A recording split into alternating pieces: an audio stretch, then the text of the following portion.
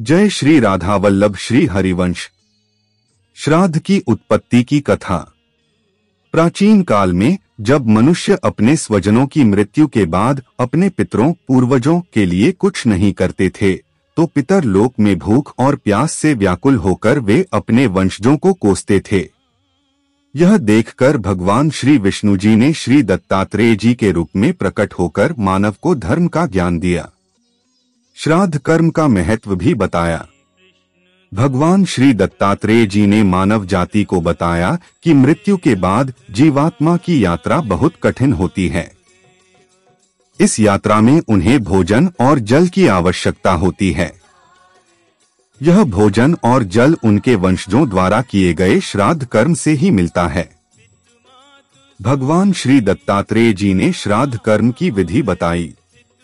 ब्राह्मणों को भोजन कराना। उन्होंने बताया कि पितर ब्राह्मणों के शरीर में वास करके भोजन ग्रहण करते हैं, इसलिए श्राद्ध में ब्राह्मणों को भोजन कराना बहुत जरूरी है।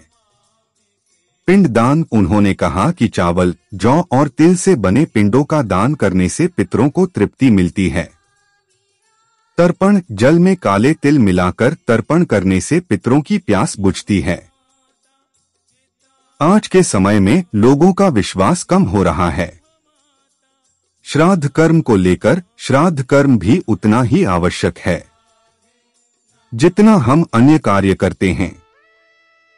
अपने बच्चों के पालन पोषण में श्राद्ध के समय हमें अपने पितरों को तृप्त अवश्य करना चाहिए। जैसे देवता उसी प्रकार पितर है। देवताओं के प्रसन्न होने पर हमारा जीवन सुखमय होता है, पर यह होगा तभी जब हमारे पितर भी प्रसन्न हो। भगवान श्री कृष्ण ने पांडवों के द्वारा वीरवर कर्ण के लिए तर्पण कराया था, क्योंकि श्री कर्ण ने केवल सोना ही दान किया था, अन्य का दान नहीं किया। अन्य के दान से बड़ा कोई दान नहीं है। अपनी सामर्थ्य के अनुसार अन्य का दान अवश्य करें। किसी भूखे को भोजन और प्यासे को पानी, मनुष्य हो पशु और पक्षी हो, उनका भोजन और पानी से भरण पोषण करें।